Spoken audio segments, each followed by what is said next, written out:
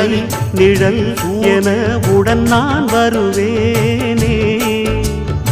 ஏழ் பிறப்பும் உயிர் துணை உனை நான் பிரியேனே.